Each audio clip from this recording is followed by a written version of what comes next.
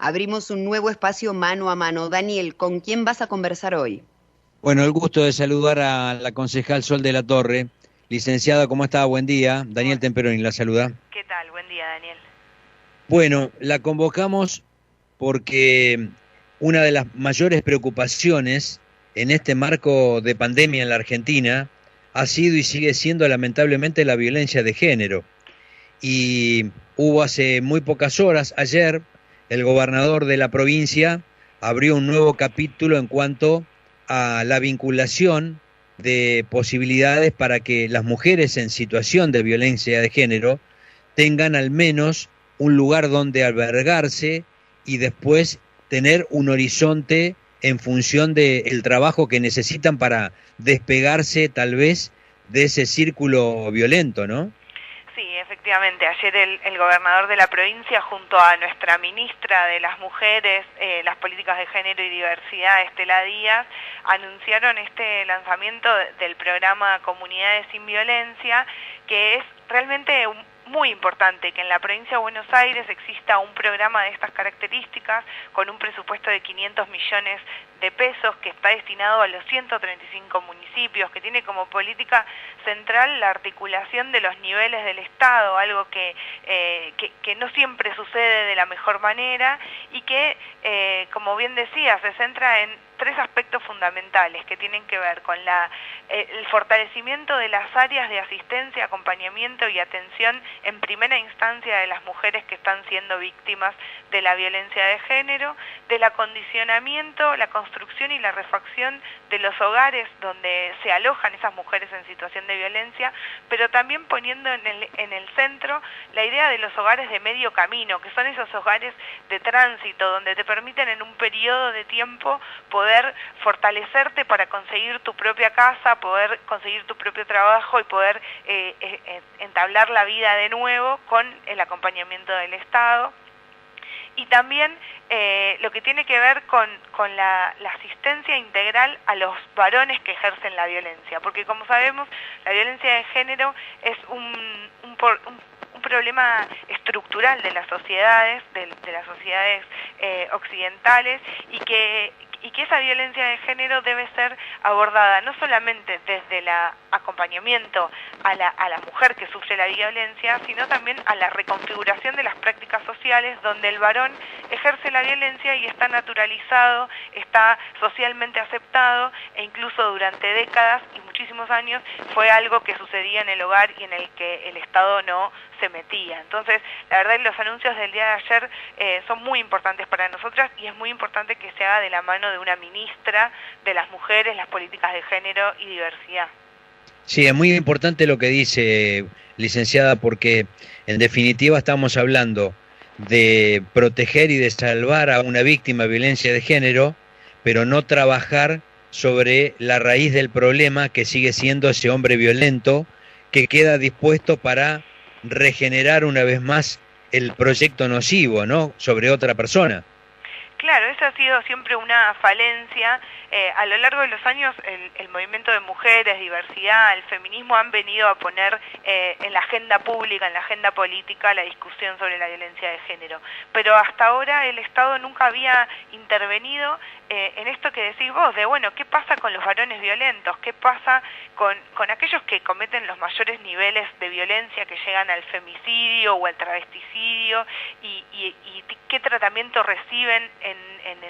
la cárcel, pero también con aquellos que ejercen esa violencia cotidiana que muchas veces no termina, la mayoría de las veces no termina ni en denuncias, pero que es una práctica social que está instalada. Bueno, que el Estado tome las cartas en el asunto y se haga cargo de poder pensar políticas públicas para transformar esa forma de vincularse, como los noviazgos violentos, como la educación sexual integral, también incorpora la visión de que no hay géneros que puedan dominar al otro género, ni hay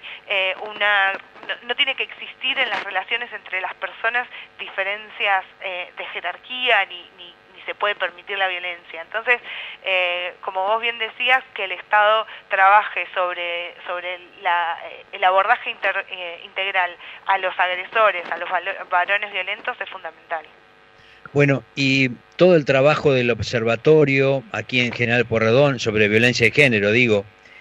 toda posibilidad de que en el Consejo Deliberante se pueda aprobar la conformación de una comisión que trabaje también sobre estas problemáticas y fundamentalmente que llegue a todos los niveles de la educación. ¿Cómo estamos en eso? Por lo menos en General Pueyrredón. Bueno,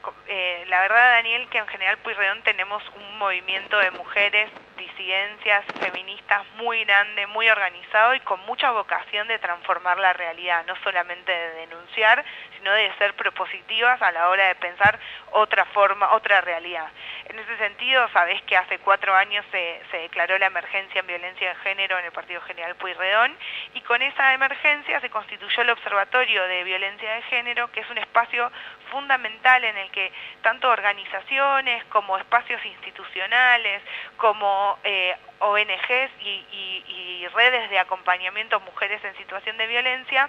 compartimos un espacio mensual de intercambio y de diagnóstico y de observación sobre las políticas públicas que se llevan adelante. Pero a eso nosotras, desde el Consejo Deliberante, desde esta concejalía, propusimos al Consejo la creación de una nueva comisión, una comisión interna de debate de los proyectos que tiene que ver con, en el mismo sentido en el que existe un ministerio nacional, un ministerio provincial, que existe un área específica en clave municipal, tener en el Consejo Deliberante una comisión que aborde las cuestiones vinculadas a la igualdad de género. Y esto quiere decir pensar, legislar, construir política pública en clave de erradicar, prevenir y sancionar la violencia de género en el Partido General Pueyrredón, pero también pensar un abordaje integral de las políticas públicas en general, digo, de cómo se piensa la urbanización de la ciudad, cómo se piensa el acceso al transporte público, cómo se piensa el acceso a la educación o a la salud en clave municipal con perspectiva de género, que abone a este empoderamiento de las mujeres y disidencias sexuales y a la construcción de igualdad entre todos los géneros, entre los varones, las mujeres y las disidencias. Así que estamos muy entusiasmadas porque en la Comisión de Modernización del Consejo Deliberante ya estamos trabajando sobre la creación de esta comisión y la verdad nos llena de entusiasmo poder saber que va a ser un espacio que cuando se constituya va a ser un espacio de intercambio y de construcción colectiva, porque si hay algo que tiene la política encarada por las mujeres es esa política en la que el diálogo y el intercambio y el fortalecimiento de las ideas con las ideas de las otras es central para que la política pública sea exitosa. Entonces estamos con muchas expectativas trabajando para que esa comisión salga lo antes posible y que tenga estos objetivos. Le hago la última consulta agradeciéndole esta deferencia en este mano a mano. En su momento lo comentamos, creo que fue algo así como hace 3 semanas atrás, que ya empezaron por decisión de la justicia, el municipio las había recibido, en casos específicos ya se están utilizando las tobilleras en paralelo. ¿Sería sería esta una herramienta positiva, importante, para implementar más allá del botón antipánico en situaciones extremas? Sí, por supuesto, ahí, como vos bien decías, primero se entregaron 4 tobilleras, sé que están pedidas 5 más, y la idea es que estas tobilleras duales puedan ser una herramienta para aquellos casos extremos donde la violencia y el riesgo para la vida de la mujer y sus hijos o hijas sea tan alto que se pueda aplicar este sistema de contralor.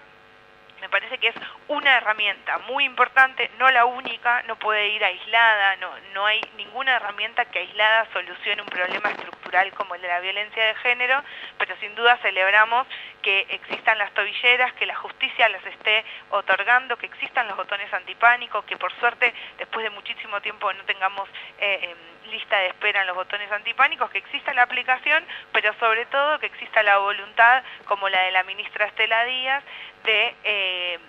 conformar un programa integral, no solamente para evitar la violencia en su mayor nivel, sino para estar presentes para recibir las denuncias, porque un problema muy grande es que solo el 60% de las mujeres hace la denuncia, entonces el Estado interviene en una porción reducida de los casos de violencia de género, y que esa denuncia venga acompañado de toda una batería de propuestas e iniciativas y políticas públicas para evitar llegar al máximo nivel de violencia o a la necesidad de una tobillera o un botón antipánico. Seguro.